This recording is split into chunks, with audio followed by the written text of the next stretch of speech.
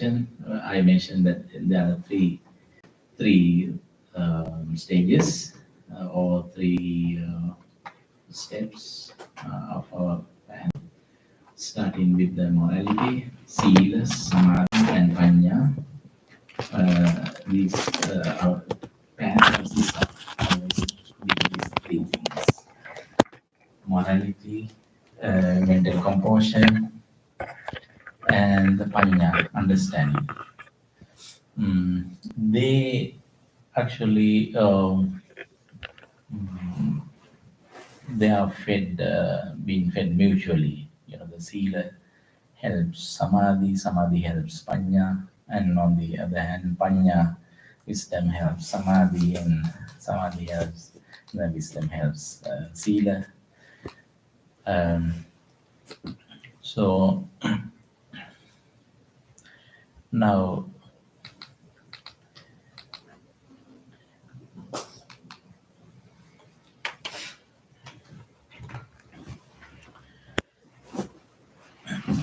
one day a person came to the Buddha, and he was in a kind of rush. He was saying to the Buddha that, I'm having a really busy life. But can you, out of compassion for me, would you be able to give the teaching, your entire teaching, as briefly as possible? He wanted the concise version. Yeah, you're right on. You are with him, right? You're lying. Mother said, yes, of course. As you wish. As long as you can train this way, you can gain everything in this teaching. What is that? As long as you can train your mind that seeing is just the seeing, hearing is just the hearing, tasting, touching, and tactile sensations are just the sensations, and thinking is just the thinking. If you can understand this and train your mind accordingly, then you get all you wanted to get. Ditte ditte mattan, sute sute mattan, mute mute mattan, vinyate vinyate mattan in Buddha's language. The Bhante emphasized about the importance of Pali language, and we chanted in Pali language.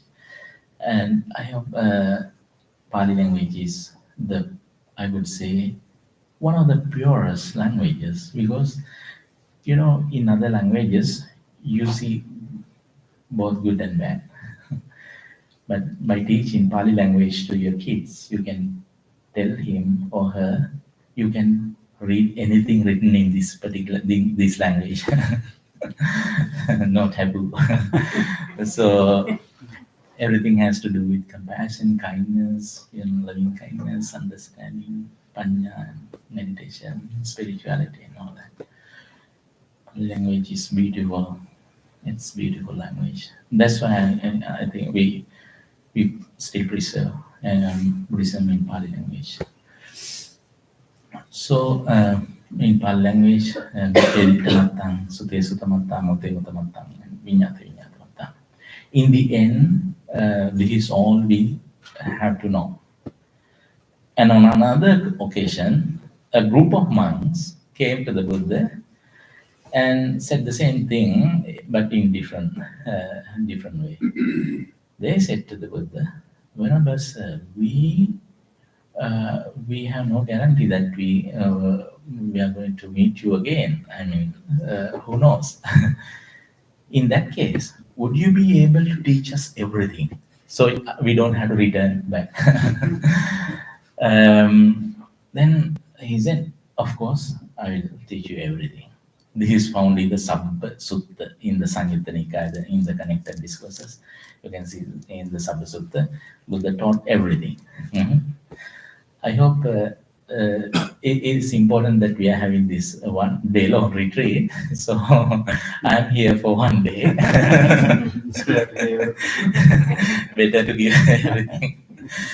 It is said that we cannot sometimes we may not be able to change our destiny overnight, but we can of course change our direction to destiny overnight.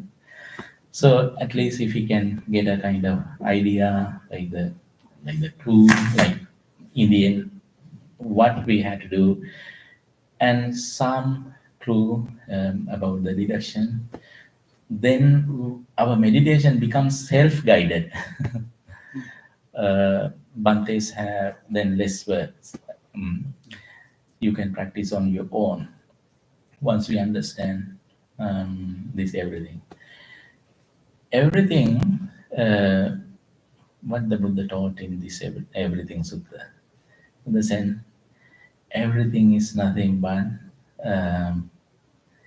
eyes, ears, nose, tongue, body, and mind, and form, sound, taste, touch, and tactile sensation, and the thought.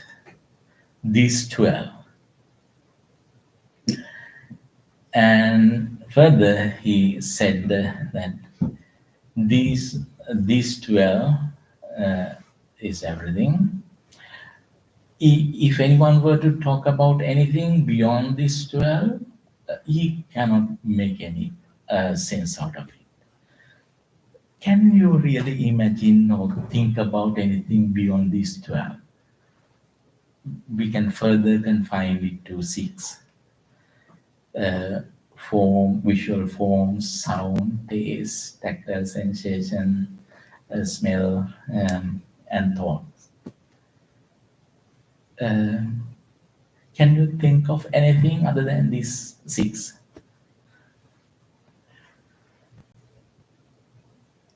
It's a challenge. How about the space, Bhante? Space. Space. When we think about space, we get a mental visual image. I remember there was a philosopher. Who was that philosopher who talked about a German philosopher? Schopenhauer? Not Schopenhauer. Immanuel Kant. Immanuel Kant. Thank you.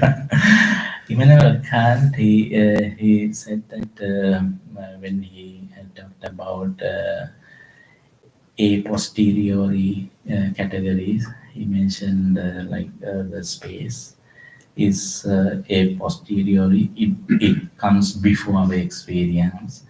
And to illustrate the point, he said that space, in the case of other things, we can imagine the opposite of that. But in the case of space, we cannot imagine we cannot imagine the absence of space. That's what the argument he is giving. But we have a counter argument to us when we look at it from the perspective of Buddhism. With this Buddhist teaching, we can say that we can imagine the absence of space. The absence of space is the presence of objects. Always we tend to imagine the presence of space in terms of the absence of objects. So we have a kind of mental image, visual image with regard to that. So then So even the space is a mental construct. constructing, yeah. So because we imagine the space with reference to objects, right? Yeah. So Yeah. if there are two objects in between, we can imagine a space. Hmm. If there were no objects at all, Hmm. we cannot comprehend space, right? Yeah. Yeah. So the absence of object, we we can think about the presence of object and the absence of object, and the presence of the space, and the absence of space is the presence of objects. What about gravity?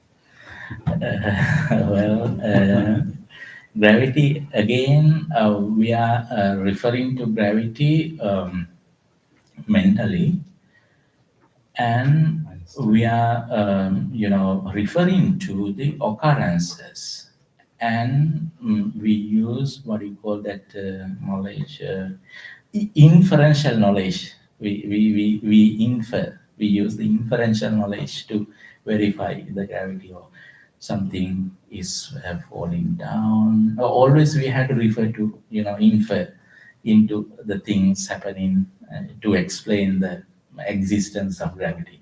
Otherwise, we can't just observe it through the senses in any way, the presence of gravity, without referring to any occurrences or the yeah, mm, inferentially, no direct knowledge towards that. So in the end, everything comes within the sphere of these six senses, six sense stimuli. Six senses and the six sense stimuli, they are the they are the everything that we can know about. Mm. So, but the thing is that, do we really know them well? Mm. How they are formed, and how we get this experience, and it's really important that we understand how this experience is being formed. That is where we can see Buddha talks about the dependent origination, causality, cause and effect. It's really important that that knowledge we are going to make use. We are going to use it for our insight meditation. The more you understand that knowledge, um, it is always easier for you to reflect and contemplate on impermanence, unsatisfactoriness, and selflessness. And also, when it comes to meditation, even samatha meditation, once you understand the very mechanism of senses, very easy to have control over the drama, the trauma, and everything going on in our mind. This you can see in one of the suttas in the Samyutta Nikaya, the connected discourses, where Buddha talks about these six senses in giving a wonderful analogy. This is called Chappanaka Sutta. Buddha talks about six kinds of animals. And in that particular discourse, Buddha said that once, suppose a person would go to a forest and he would catch six different animals. He would catch crocodile, jackal, monkey, dog, snake, bird, and bird. Yeah, eagle. So, catching them, these six animals, he would take pieces of ropes, and then he would tie them each, and then tying them by their tail, and putting them together, put a knot in the middle, and release. Now they are dragging and constant battle. Now no peace. But they have 6 different domains. They Yeah, have to go. domains. Their feeding grounds are different. So the crocodile is trying to drag all the animals to the river, and the dog is trying to get them all to the village, and the jackal is trying to get them all to the cemetery. Cemetery is full of food. I mean, those days, dead bodies are there. So, and then the snake is trying to get them all to an ant hill. That's where they are a favorite place to be. And then the monkey is trying to get them all to the jungle, and the bird is trying to get them all to the sky, dragging towards all 6 directions. It's a constant battle, no peace. This is exactly the mind we are having. Hmm? Ordinary, usually people, this is the type of, the kind of mindset we have, because the uh, eyes are dragging, trying to drag our life to get, some gratification through beautiful sceneries or scene, and then the ears are trying to, dragging to get to some music, and tongue is dragging to get some taste, and then the body is trying and dragging to get some good touch, and so on and so forth. So it's a constant battle. So when one particular animal become stronger, then he would get them all to one direction. So is our mind. We don't have peace because of that constant dragging towards all directions. This dragging is possible because we haven't understood the very mechanism of senses.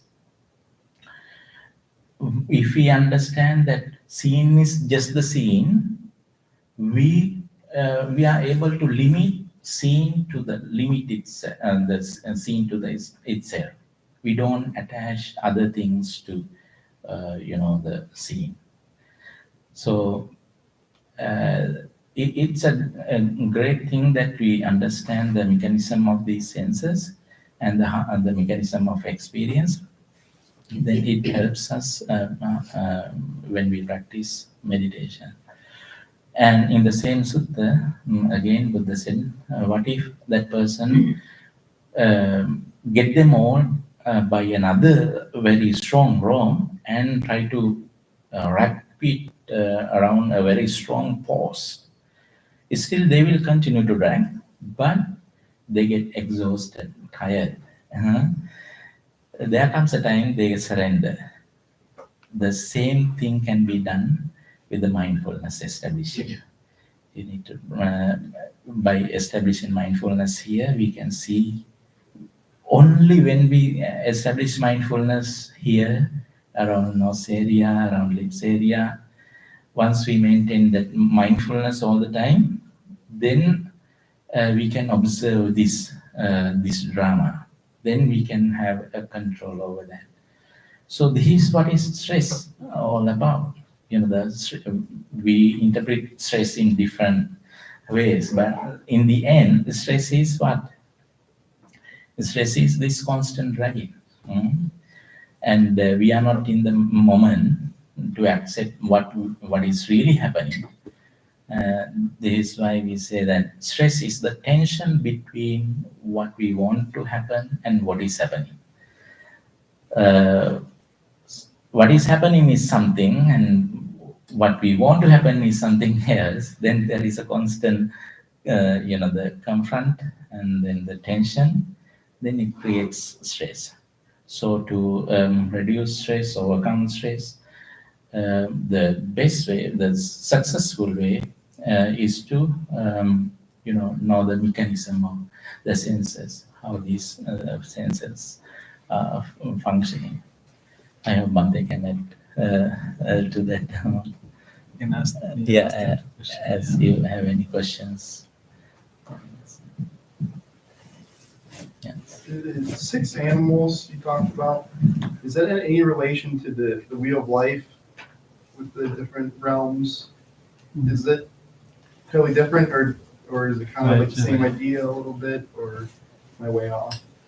I think it's an example, right, Bhante? But I remember the order. It starts with the snake, ends with the monkey, and they start with the eye and ends in the mind. So I don't know whether Buddha purposely, have that order, but the last animal is the monkey, and the last sensory organ is the mind. So we know that we have a lot of other discourses where Buddha talks about mind is like a monkey. We're jumping from one branch to the other. Our mind is always, finding other things. So, but I don't know that there's any significance. Maybe he just want to, he just asked monks to like imagine this situation.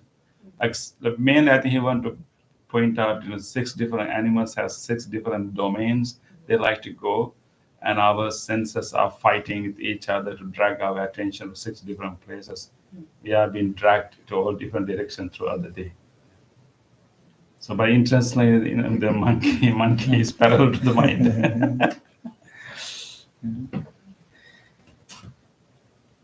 And the other thing is that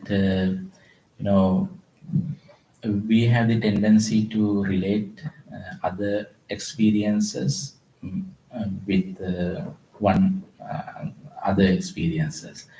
We usually tie them together. We think that what we see can be touched. That's why I mentioned that you should be able to walk without touching the ground. Because ground is something that you see through the eyes. Touch is something that you get through the contact of your leg. That is something that you feel in the body. So they are two different domains, two different animals. They are two mutually exclusive domain. So, but because of our ignorance, we tie them together. Once we tie them together, it it leads to a lot of chaos. So, but once we understand that seeing is just the seeing, hearing is just the hearing, touching, tactile sensation, smell, and thought is just a thought, then we can reduce the stress to a greater extent.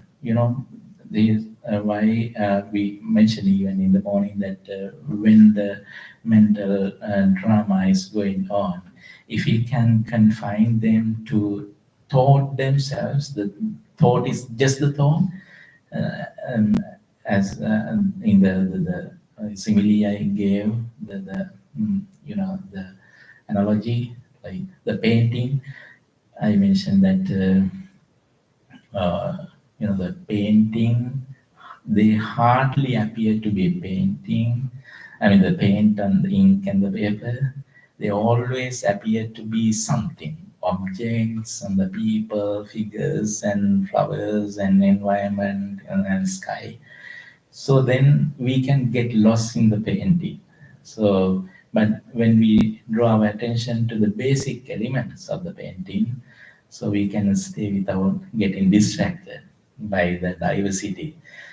So once we observe the mind, if we can draw our attention to the basic nature of mind, just the thought is just the thought. So, but thought hardly appear, never appear as thought. Thought appear as people. Thought appear as enemies. Thought appear as the worst enemies. Sometimes we find it very hard to forgive and all that. See how what kind of the role this thought plays within us. So once they appear as something, then we find it difficult to have peace. But if we can understand and if we can remind the mind that, oh, I understood you, I know you, and you are just the thought. You try to be appear as something, people, events, circumstances, experiences, but you are just the thought. Then they lose their power. So then we can find peace within. So I think the knowledge about the senses, sensory perceptions, and the experience, it's really important and very really good material we can use for the meditation. So then the post that you tie them up to, is that concentration? Mindfulness. Mindfulness, Yes. okay. So monkey is mind, the post Yeah. is mindfulness. Mhm. Mindfulness. Maybe the object of meditation is like that post. Yeah. Like, we purposely choose to pay attention to breath or loving kindness or maybe the body awareness. That will be the pose. And there can be many such poses. Yeah. So we select that this is the pose I want to be. So I will try our attention to land there. But then of course, our other senses and even mind itself can bring out a lot of memories and try to drag. But as long as we come back to that place, we have selected. So eventually, other tendency of the other senses and even mind to go to different direction will subside. But it takes some time.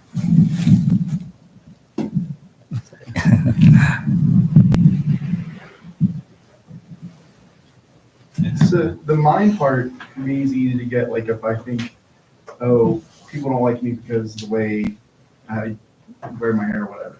Like that's just a thought that's easy. But can you kind of explain like how like maybe the sense of smell or hearing, like in what example that would be, like in a day-to-day example?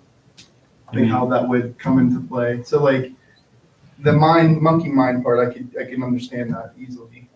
You can just kind of observe it as a thought and like, but how does like touch or sight or hearing play into that? Like drag you, like maybe it's like a cake or something you see, you really start thinking about that you want or something. I think as Bhante mentioned, the brief advice Buddha gave, if we can stay in the scene as the scene and not tie into other thoughts and memories, we'll be quite okay. The dragging happens not by the sense of themselves, but because of how our mind bring all the other stories to it. But again, right, Bhante, even when we have the visual form, the kind of like, for example, cake that we see, the moment you say cake, you kind of interpreted it already. What you really see is not really the cake. Right, Bhante?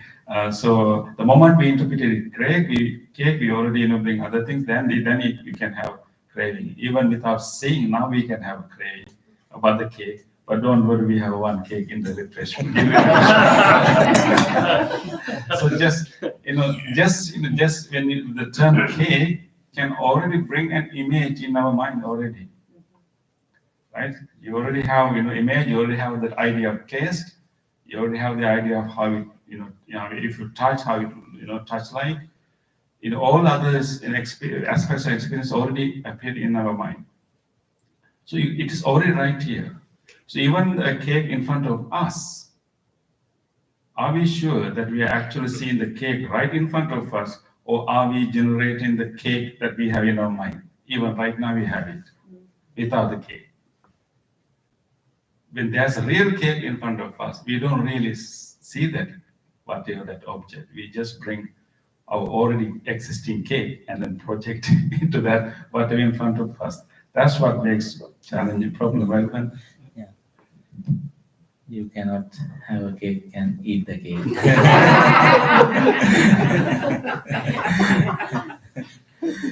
So it's really interesting that when we Bhante mentioned about the taste of the cake. Now we can reduce if we are having excessive greediness about anything. The way to overcome is that by understanding the very mechanism of taste, as experience, how we taste something. Taste plays only a single role, but don't forget about the contribution of other factors. for us to taste something, there have to be five things, five components. Always these five components are there behind all our experience: matter, sensation, perception, volitional formations, and consciousness. But we see only one single aspect, just the material part only. But actually, when we dive deep into it, we can see that there are these five things, five components behind our experience. Now, we tend to crave for things, assuming that that particular taste must be existing out there in the object itself. But that is not the case. When it come into contact with the tongue, and then tongue consciousness has to arise there. Only when tongue consciousness arises, it is called tongue contact. With the tongue contact, with the presence, when there is tongue contact, then arising sensation and perception and volitional formations. So together we call it taste. So see, for us to have that, all these five components must function. What do you call coordinate in a coordinated manner. So, but we attribute the role or the role of the taste to one particular component only. So that's why we tend to crave for things, assuming that they are existing out there. But when it comes to reality, actually there are these five things. So then how about the contribution of the tongue? How about the contribution of the tongue consciousness? Then the perception, volitional formations together, the final experience, final result is the taste experience. This you can figure it out easily with the sound, I think. Suppose once you go to sleep, you don't see pictures, right? Is it only because you close your eyes? How about the sound? You don't close your ears, but still you don't hear. Why is it? Because the ears are not the sufficient condition for you to hear, right? There has to be the presence of ear consciousness. So you can say, okay, I don't see pictures because I have closed up my eyes. So then why we don't hear the sound? The ears are open, but still we don't. It's because of the absence of ear consciousness. So without having ear consciousness, no sound. So, but we attribute the sound to one particular component only usually. We think that sound must be existing out there independently, and all we do is we bring our ears closer to the sound and we get to hear it. But that is not the case. So this is where Buddha talks about the conditionality, causality, conditionality, dependent arising. Actually, this is the most profound aspect of Buddhism, and it is said that what the Buddha realized first was that dependent origination, dependent arising. It is called dependent arising as opposed to independent arising. We are of independent arising because we believe that the objects are there independently, sounds are there independently, smell is there independently, taste is there independently, and touch is there independently, and thoughts are there, images are there independently. But when it comes to reality, actually they are dependent upon other conditions. Like the shadow, you know, for us to see a shadow of a tree, there has to be the presence of an object, the tree, the ground, and the light. Ground, object, and the light, the result is shadow. Eyes, form, and eye consciousness, result is seeing. Ears, sound, the ear consciousness, the result is sound.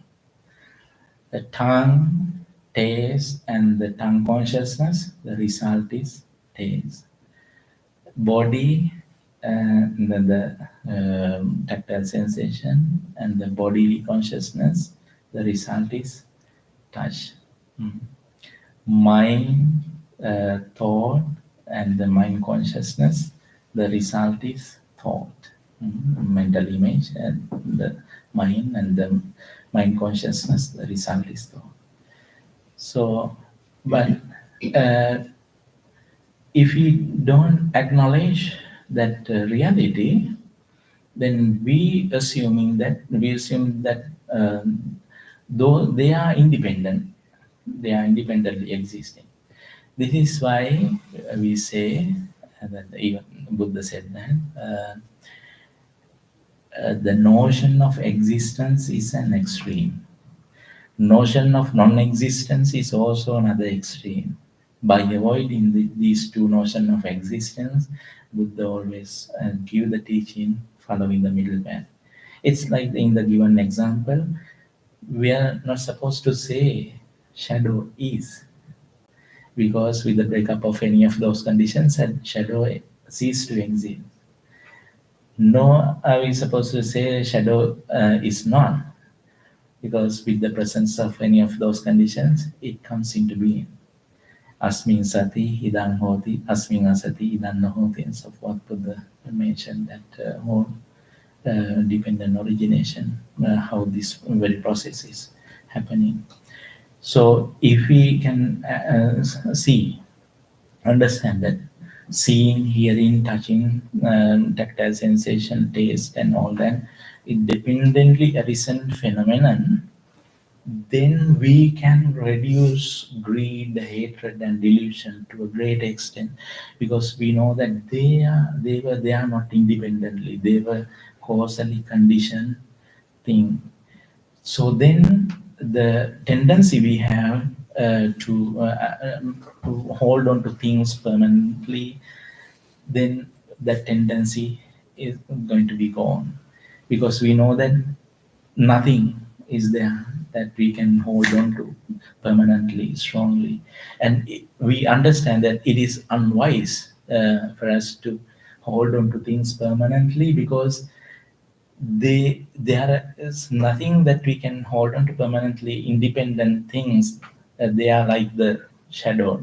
Shadow is there as long as the conditions are present. With the breakup of any of those conditions, it ceases to exist. So seeing is just the seeing. The real meaning of seeing is just the seeing. Hearing is just the hearing. Tasting, touching, tactile sensation, and thought are just the thought. It's because of that reality. So once we acknowledge that, we can not only reduce that stress to a great extent, but also we can see the very reality of our life. And then when something is going on in our mind, we can easily figure it out, and how it originated in the very first place, and what we can do. And we have a great control over everything happening. Nothing is mystery in our life. Is that the samadhi? Yes, that is the samadhi. It is directly related to the samadhi. That is one way that we can go to samadhi.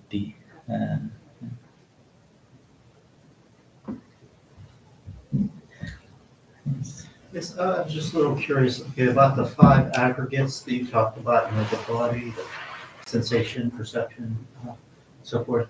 Okay, my understanding is, okay, the sensation, the feeling only has these three settings of pleasant, neutral, or unpleasant. Is that more or less correct? Yes. Sensation is a very deepening subject, but in the beginning we can say that yes, pleasant sensation, unpleasant sensation, and the neutral sensation. And it is so diverse that in the text we talked about 1,200 and something types of kinds of sensations. Basically three, yeah. It's Yeah, very basically rudimentary three. level Yeah. of an experience. Well, yeah, that's what confuses me a little, because it seems like some things can be very pleasant, whereas something might just be mildly pleasant, you know? But you Yeah. gotta put it in one of the three, right? Kind of just put it in one of the three and Yeah. leave it like that. Mostly the sensation is seen in relation to all kinds of all six-fold experiences, but most of the time we are aware only of the bodily sensations. But we do talk about the sensation in relation to the visual experience as well, visual all the other experiences. Yeah, there's a initial felt quality to any experience, even when we see something. So not only when we touch anything, but even when we see something or hear something or taste something, even before we make sense of what it is, there's a felt quality to that experience. It could be like agreeable or disagreeable or neutral. So any visual form, even before you know what it is, make sense of, based on your previous memory, that very first appearance of light hitting your eye can give a sense of, something that is smooth or rough or just insignificant. Even a sound, right? It could be, some agreeable sound or disagreeable or neutral. So, but we pass that pace very quickly because we quickly interpret it. And when we make sense of that thing and we put a label on it, and then it's perception, and from there, and then we try to, react to it, either, wanting it more or running away from it. So that's what we call, volition formations, and, yeah. But there's a subtle stage in every of our experience that we pass through. So in meditation, we try to catch that stage, which is not visible in our normal experience. We only visible how we interpret things and how we react. That's when we. But there's initial stage of very of having that some kind of felt quality. So in meditation, we try to shut down the other activities and try to capture that, because based on that that level, there is a tendency within us to like either to go for it or run away from it, or maybe ignore it. If it is neutral, we ignore. Can I add something? Yeah. Yes. But those also change your reaction to like taste. And, Yeah. So, for example, I grew up in China, and I only, when I grew up, I only had Chinese food. I never had any Western food, right? So when I first moved here, I couldn't eat a hot dog. I couldn't eat ketchup. I couldn't eat mustard. I can't. I couldn't stand it. I didn't like it. It was very unpleasant. Yeah. But after living here, for 30 years, I eat them. I like them. Okay, so I think it does change, Yeah. right? Yeah. You develop new volitional formations. Is that what it is? Maybe if other people talk good about it, you have seen the picture, beautiful, images about it, so you somehow try it. Yeah. Same as sound, like certain music. I see my taste for music changes, right? Mm. And when I was younger, I liked loud music. Now I don't like it. I like classical music. So Yeah. I think, it's conditioned, right? I think that's the point Buddha is also making. All components or aggregates keeps changing. That is why we cannot have one solid thing we can identify as this is me, because this whole thing keeps moving, changing. So we have many versions of me over the different period of time. Yeah. So Because you can always go back to neutral. Even if you dislike something intensely, that can change too.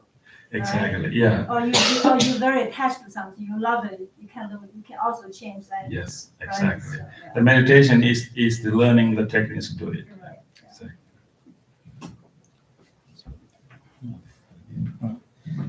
Kalau bahana tayo na, ano ba sa subject na?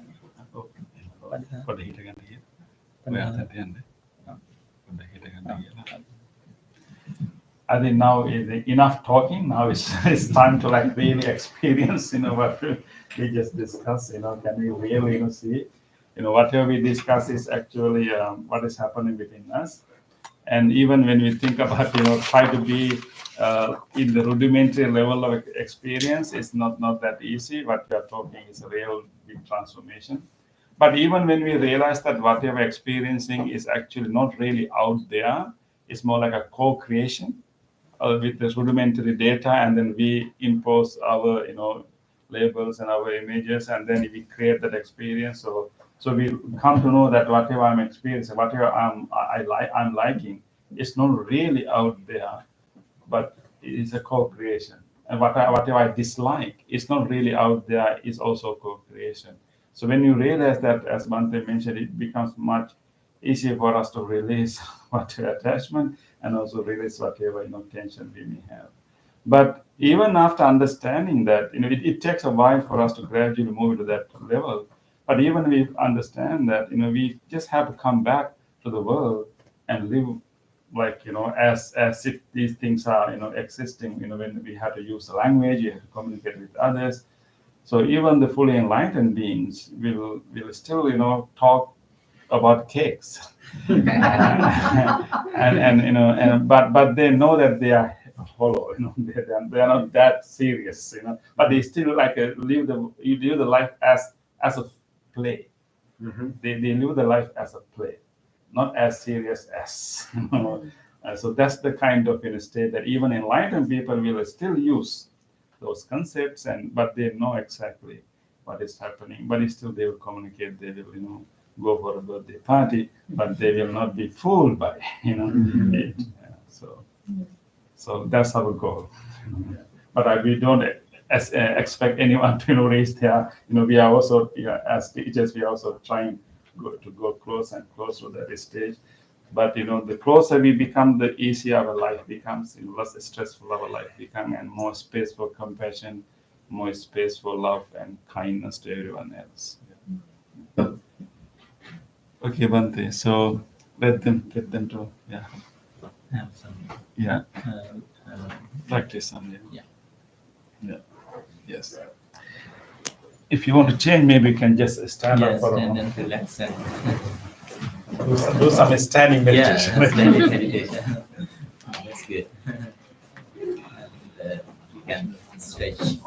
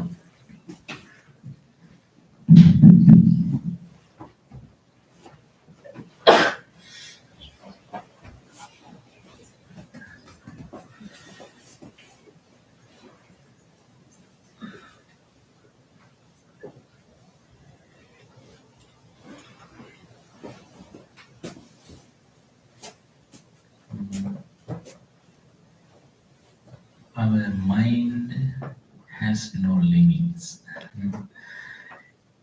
Usually, the nature of our mind is infinite, but the the thing is that we have out of ignorance, because of our lack of knowledge or misunderstanding, we have made our mind so limited. It has very limited power, limited potential.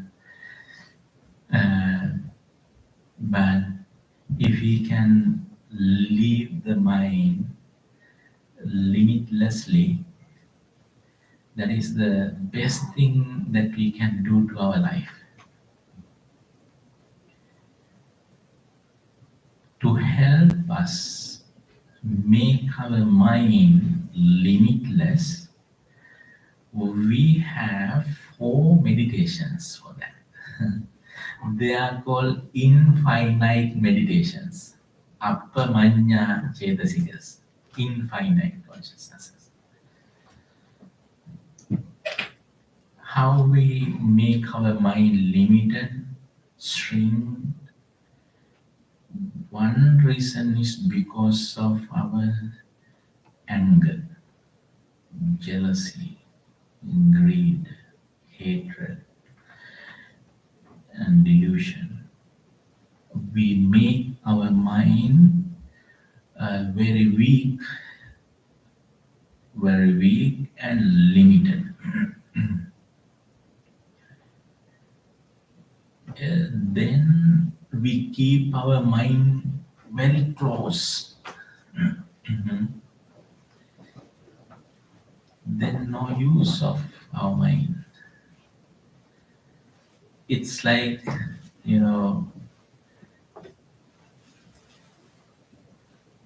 certain things are useful only when it is open, like the parachute. When you keep close it, that means you are not using it. When it is open, that means you are really using it. Once your mind closed, it means you are really not using it. We are not really using it. And somebody else may be using it. And I think they use not only, once they start using our mind, they use our life. If I ask you a question,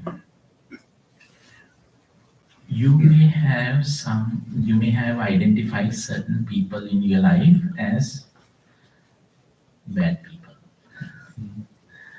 Maybe bad neighbors, bad people, bad relatives, bad friends, difficult people, troublemakers, enemies. If one of them were to ask you, "Can I stay with you? Would you please be kind enough to accommodate me at least for one day or 1 week?" Would you consider? You know for sure that he is a really troublemaker and he is going to ruin your life again, your life into a hell.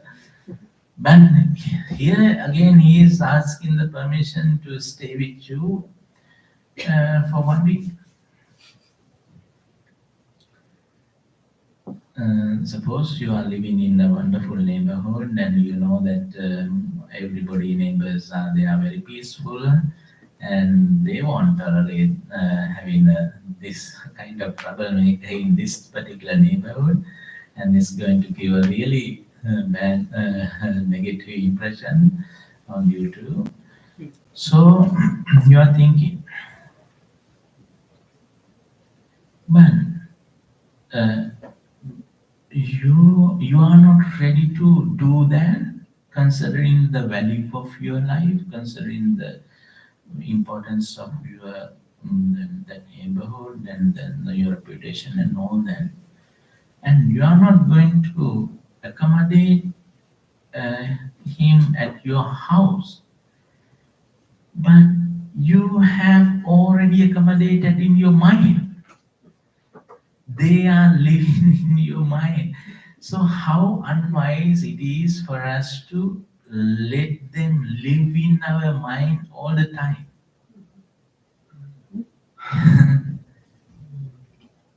Mind is the most precious thing in our life.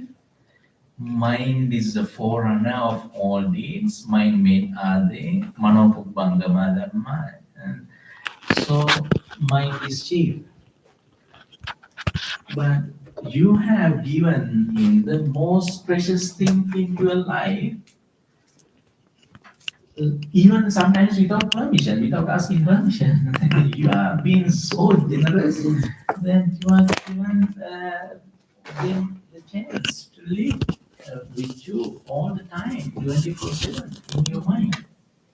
How unwise it is. Hmm? So, see who has done the greatest harm to our life? Is it the real so-called enemy or we ourselves? So this is how we have shrunken and made our mind so limited. You know what happens when the parasites are taking over? When our the tree and the trees are dominated by parasites. You know what do you call that? Parasites, certain tree. The Tentworms, like hmm? tentworms. ten Tentworms. oh tapeworms. And also there are certain plants that they grow. I know that's in the citrus trees, thorny bushes all of a sudden appear and they suck all the what do you call fertilizer, nutrients and everything, and suck and then leave the tree dead. Same thing happens to our mind too. You know, the best way to not to allocate them in your mind, I mean the not I mean the say goodbye to them. Forgive. Mm. We should be able to forgive for all the mistakes they have done, all the bad things they may have done to us, if you have any.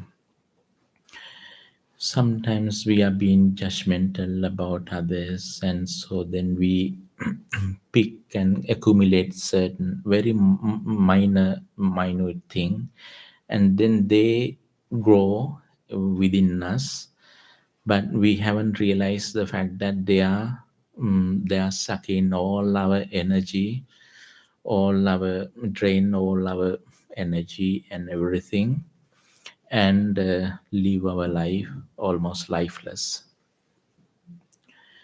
Forgive and be grateful.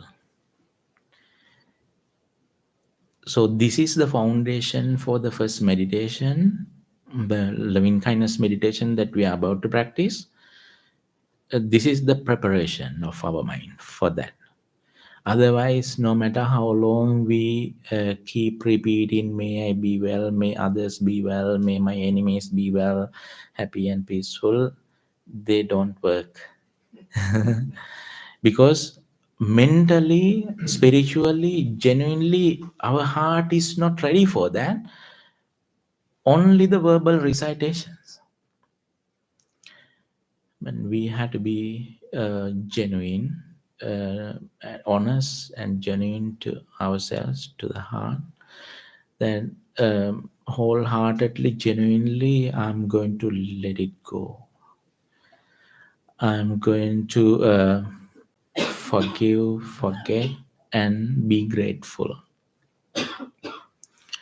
Sometimes people might think that, well, they don't deserve forgiveness. We have to forgive sometimes, not because they really deserve forgiveness, but because we deserve peace. If you find it difficult to forgive, you are doing the greatest harm towards yourself. So forgive others because you deserve peace. And the other thing is that um, when we think about them, they are not the worst people in the world. If you really happen to see the worst people in the world, you would even place them as divine people. Compared to certain the people who would do very horrible, horrific things we can't even imagine. Compared to them, they're wonderful. One time, a monk in the Buddha's time, he wanted to go to a particular village. That village was known for crimes. Then Buddha kind of warned that monk, are you sure you want to go to that village? Yes, Venerable sir, I wish to go there and stay during this rainy retreat, rainy period. Well, I have heard that those people they are not welcoming monks. They might try to chase you away, blame you, criticize you, use hard words for you. Whenever, sir, if they act like that, I would be really grateful for them for not using harmful weapons against me, only the harsh words. What if they use weapons? Well, I would be still grateful for them. At least they are not taking my life, at least just beating only. What if they were to take your life? Well, Bhante, some people, when they want to end this suffering, they would go looking for some, the the person who is the person who behead people those days, executioners. They were, some people go looking for executioner. Well, when I am in the meditation, I look practicing impermanence, unsatisfactoriness, and selflessness. If somebody were to take my life, I'd be grateful. I have already ended one part of suffering; they ended the rest. Buddha said, "You are the best person to go to that village. Go ahead, monk, and stay there." He went there, stayed. They all welcome because they could sense that. They could sense that once we have peace within, that is going to be felt out there. The transformation happening within, even the animals and the surrounding trees, everything going to sense that. So it is so important that we establish peace within ourselves first. Forgiving, forgetting, and being grateful all the time. Then we can take time to be grateful. We can think about the people. Sometimes we have forgotten their wonderful things that they have done to us. Maybe our parents, siblings, and the relatives, friends, and the neighbors. We can think about them. Wonderful people and the friends we have. We can think of them, appreciate. Today, our life is here because of so many wonderful people that encounter in our life. We cannot live alone. Everything we are using today is someone else has provided us. That's true that maybe we bought it, but we spend money on it. But still, there are hundreds of thousands of people out there working for our happiness, well being. We get to appreciate, acknowledge, be grateful for them. Once our mind is filled with that gratitude, it's so beautiful. Even the water can sense it. And there is a book called Hidden Messages in the Water, written by Imoto, from a Japanese scholar. He has done a lot of experiments with the water samples. He would freeze certain water samples, water, and then he would expose those water samples to different emotions. It's amazing that you can see those images when in the book. Like when water samples, when they are exposed to certain negative emotions, like the jealousy, envy, the unkindness and the ungratefulness and so on, water get deformed. And he's saying that the most beautiful crystal he's ever seen only when it is exposed to love and gratitude. It's so beautiful. So he's saying that water is something, water is very important in our life. When we are born, it's like 90% of our life is water, and as we grow, 70% of our life is water, and then most of the part of our life has to do with the water. So water can closely feel, not only water, everything around us, everyone around us can feel, sense it. But we need to make sure that we build that peace within us, honestly, genuinely, because we need peace. Nobody else is there who would come to us and clean our mind and purify our mind. We have to do it by ourselves. So once we fill our mind with that gratitude, very easy for us to practice loving kindness meditation. That meditation is going to be very pleasant, very peaceful one. So starting that loving kindness thoughts to spreading that loving kindness thoughts to oneself, and then we can expand to where's the rest of the world. So we are going to make our mind infinite. Infinite, appamanya. This is also called one of the sublime dwellings, appamanya, loving kindness. So with that, let us go to the meditation. So you can have a posture as comfortable for you.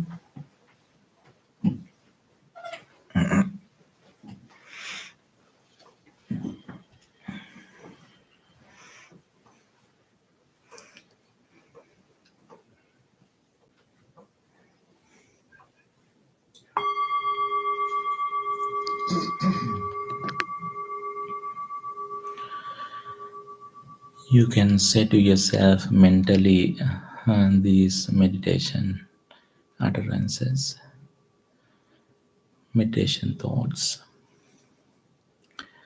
May I be well, happy, and peaceful. May no harm come to me. May no difficulty come to me. May I always meet with success. May I be free from anger. May I be free from hatred. May I be free from delusion.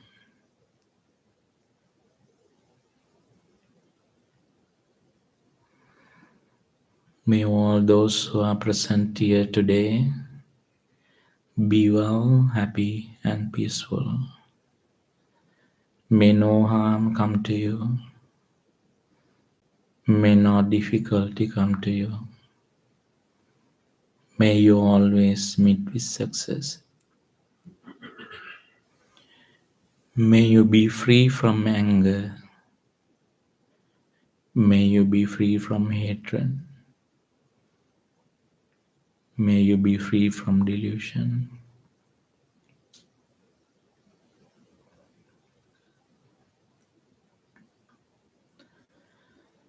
May everyone in this neighborhood be well, happy, and peaceful.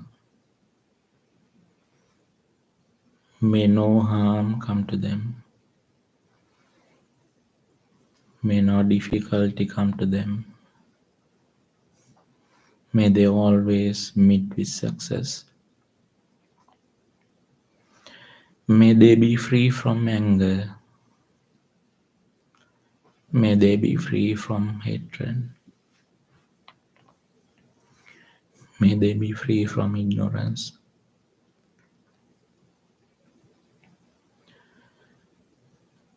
May all living beings live in this state. The living beings living in the other states of this country be well, happy, and peaceful. May no harm come to them. May no difficulty come to them. May they be free from anger. May they be free from hatred. May all living beings living in other countries in the whole world be well, happy, and peaceful. May all living beings living in all 10 directions, northern direction and eastern direction, southern direction, west direction, in all sub-directions, up direction and down direction. The living beings living in all 10 directions be well, happy, and peaceful. May no harm come to them. May no difficulty come to them. May they be free from anger. May they be free from hatred. May they be free from delusion. May all living beings living in the sky, in the space, the living beings living on earth, and the living beings living in the water be well, happy, and peaceful. May no harm come to them. May no difficulty come to them. May they always meet with success. May they be free from anger. May they be free from hatred. May all living beings be well, happy, and peaceful. May all living beings be well, happy, and peaceful.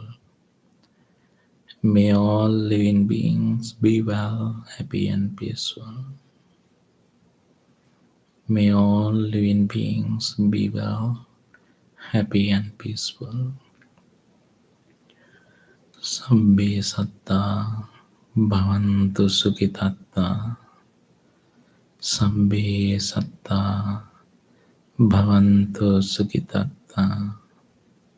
Sabbe satta bhavantu sukhitatta. May all living beings be well, happy, and peaceful.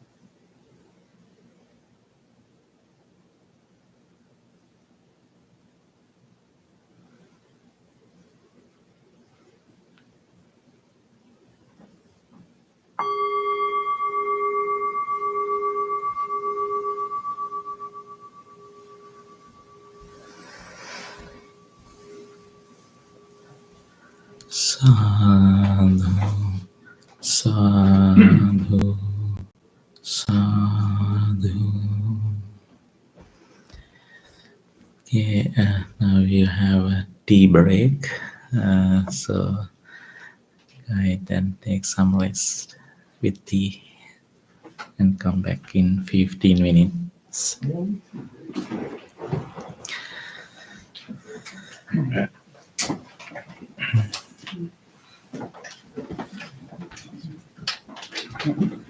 Ask you. I've had 4 incidences within the last month of 4 different living in my head, giving me space in my head.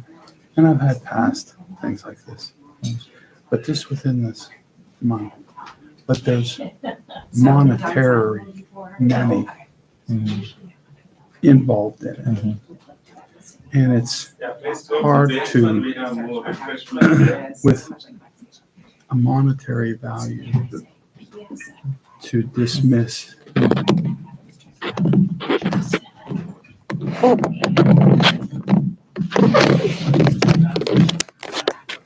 To so much dismiss.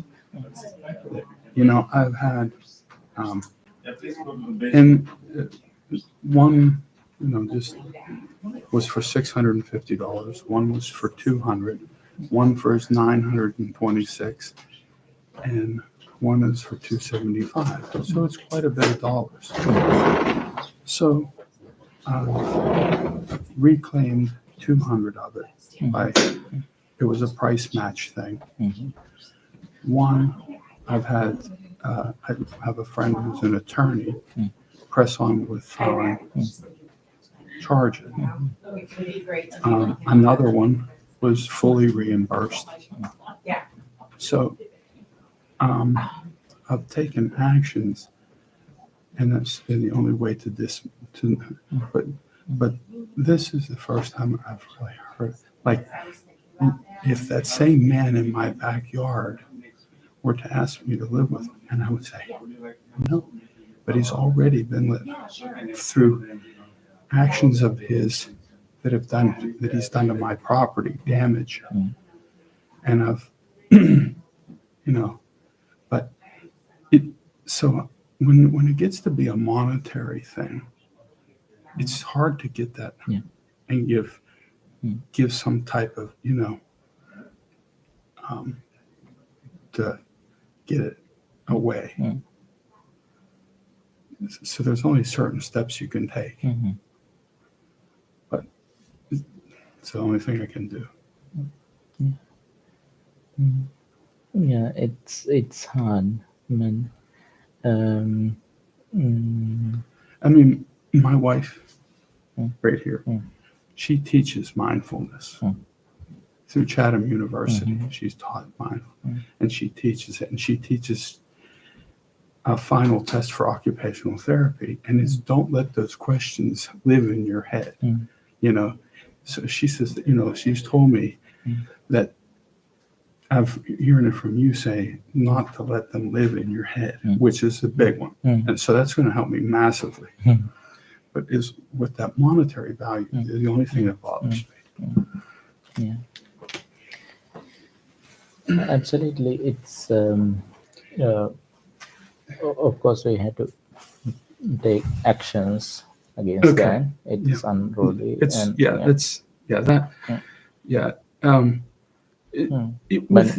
within the monk culture, are there disagreements that happen within you?